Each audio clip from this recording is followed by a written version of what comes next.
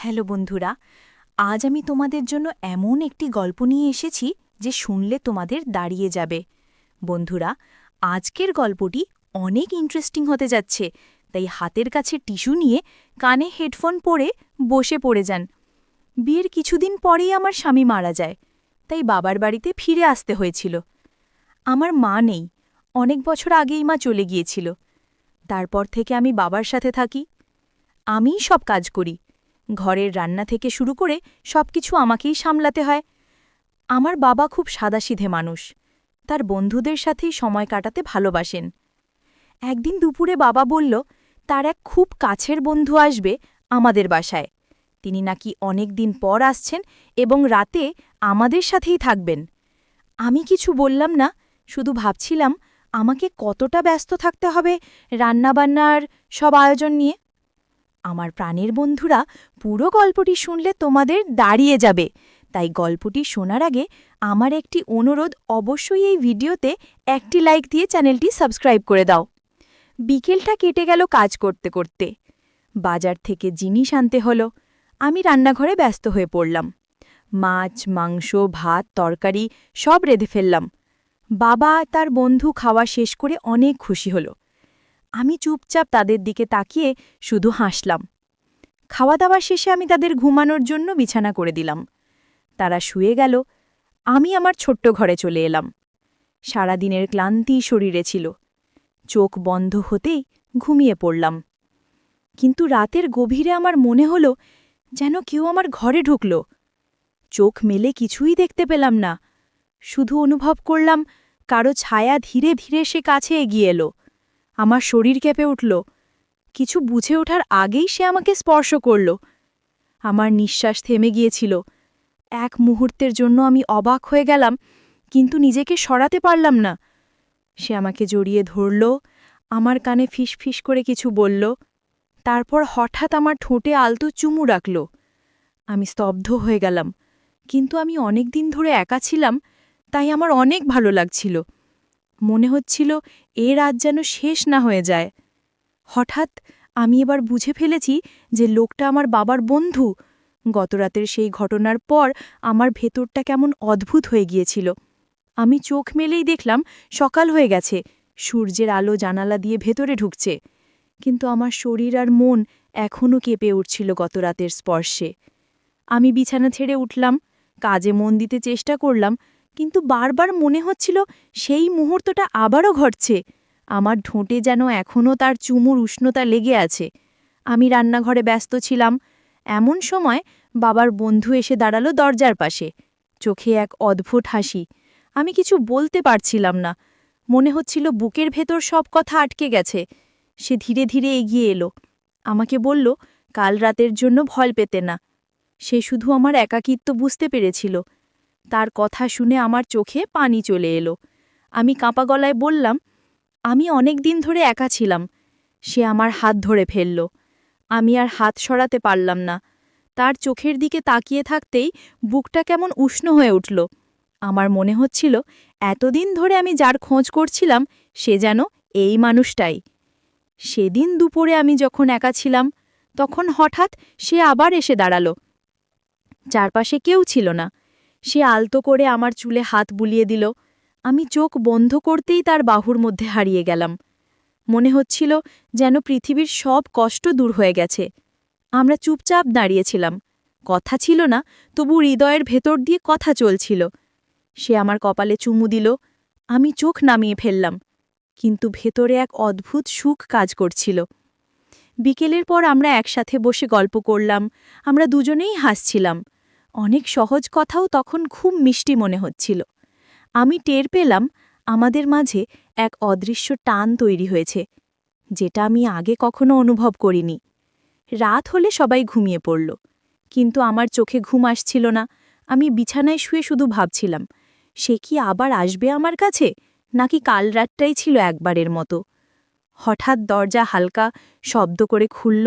আমি চমকে তাকালাম। সে দাঁড়িয়ে আছে দরজায়। আমার চোখে চোখ রাখতেই সব প্রশ্নের উত্তর পাওয়া গেল। সে ধীরে ধীরে আমার কাছে এলো, আমার হাত ধরল। আমি নিজেকে সরাতে পারলাম না। তারপর সে আমাকে জড়িয়ে ধরল। আমি যেন আবার বেঁচে উঠলাম। আমি বুঝতে পারলাম এটা শুধু কোনো মুহূর্ত নয়, এটা আমাদের নতুন সম্পর্কের শুরু, যেখানে থাকবে বন্ধুত্ব, ভালোবাসা আর অনেক মিষ্টি অনুভূতি। এভাবেই আমাদের দ্বিতীয় রাত শুরু হলো। আমার মনে হচ্ছিল আমি আবার নতুন জীবন খুঁজে পাচ্ছি, একাকিত্ব ভেঙে আবার আলো ফিরে আসছে। দ্বিতীয় রাতের সেই ঘটনার পর সকালে ঘুম ভাঙতেই আমার মনটা কেমন আলো ঝলমল লাগছিল। আমার মনে হচ্ছিল আমি যেন নতুন কেউ হয়ে গেছি। বিয়ের পর যে ভালোবাসা আর স্নেহ আমি হারিয়েছিলাম সেটা আবার ফিরে এসেছে। আমি রান্নাঘরে নেমেই খেয়াল করলাম বাবার বন্ধু আমাকে দেখছে, চোখে তার অদ্ভুত মমতা আর হাসি। আমি চুপচাপ কাজ করছিলাম, কিন্তু মনটা কাঁপছিল, কারণ আমি জানতাম আজ আবার কিছু নতুন হতে পারে। খাওয়া দাওয়া শেষে বাবা আর উনি গল্পে মশগুল হয়ে গেলেন। আমি এক কোণে বসে শুধু তাদের কথা শুনছিলাম, কিন্তু তার চোখ বারবার আমার দিকে চলে আসছিল। আমি চোখ নামিয়ে নিচ্ছিলাম, কিন্তু ভেতরে ভেতরে আমি খুশি হচ্ছিলাম। বিকেলের পর আমরা একসাথে বসে গল্প করলাম। আমরা দুজনেই হাসছিলাম, অনেক সহজ কথাও তখন খুব মিষ্টি মনে হচ্ছিল। আমি টের পেলাম আমাদের মাঝে এক অদৃশ্য টান তৈরি হয়েছে, যেটা আমি আগে কখনো অনুভব করিনি। রাত হলে সবাই ঘুমিয়ে পড়ল, কিন্তু আমার চোখে ঘুম আসছিল না। আমি বিছানায় শুয়ে শুধু ভাবছিলাম, সে কি আবার আসবে আমার কাছে, নাকি কাল রাতটাই ছিল একবারের মতো। হঠাৎ দরজা হালকা শব্দ করে খুলল। আমি চমকে তাকালাম। সে দাঁড়িয়ে আছে দরজায়। আমার চোখে চোখ রাখতেই সব প্রশ্নের উত্তর পাওয়া গেল। সে ধীরে ধীরে আমার কাছে এলো, আমার হাত ধরল। আমি নিজেকে সরাতে পারলাম না। তারপর সে আমাকে জড়িয়ে ধরল। আমি যেন আবার বেঁচে উঠলাম। আমি বুঝতে পারলাম এটা শুধু কোনো মুহূর্ত নয়, এটা আমাদের নতুন সম্পর্কের শুরু, যেখানে থাকবে বন্ধুত্ব, ভালোবাসা আর অনেক মিষ্টি অনুভূতি। এভাবেই আমাদের দ্বিতীয় রাত শুরু হলো। আমার মনে হচ্ছিল আমি আবার নতুন জীবন খুঁজে পাচ্ছি, একাকিত্ব ভেঙে আবার আলো ফিরে আসছে। দ্বিতীয় রাতের সেই ঘটনার পর সকালে ঘুম ভাঙতেই আমার মনটা কেমন আলো ঝলমল লাগছিল। আমার মনে হচ্ছিল আমি যেন নতুন কেউ হয়ে গেছি। বিয়ের পর যে ভালোবাসা আর স্নেহ আমি হারিয়েছিলাম সেটা আবার ফিরে এসেছে। আমি রান্নাঘরে নেমেই খেয়াল করলাম বাবার বন্ধু আমাকে দেখছে, চোখে তার অদ্ভুত মমতা আর হাসি। আমি চুপচাপ কাজ করছিলাম, কিন্তু মনটা কাঁপছিল, কারণ আমি জানতাম আজ আবার কিছু নতুন হতে পারে। খাওয়া দাওয়া শেষে বাবা আর উনি গল্পে মুশকুল হয়ে গেলেন। আমি এক কোণে বসে শুধু তাদের কথা শুনছিলাম, কিন্তু তার চোখ বারবার আমার দিকে চলে আসছিল। আমি চোখ নামিয়ে নিচ্ছিলাম, কিন্তু ভেতরে ভেতরে আমি খুশি হচ্ছিলাম। বিকেলের পর আমরা একসাথে বসে গল্প করলাম। আমরা দুজনেই হাসছিলাম, অনেক সহজ কথাও তখন খুব মিষ্টি মনে হচ্ছিল। আমি টের পেলাম আমাদের মাঝে এক অদৃশ্য টান তৈরি হয়েছে, যেটা আমি আগে কখনো অনুভব করিনি। রাত হলে সবাই ঘুমিয়ে পড়ল, কিন্তু আমার চোখে ঘুম আসছিল না।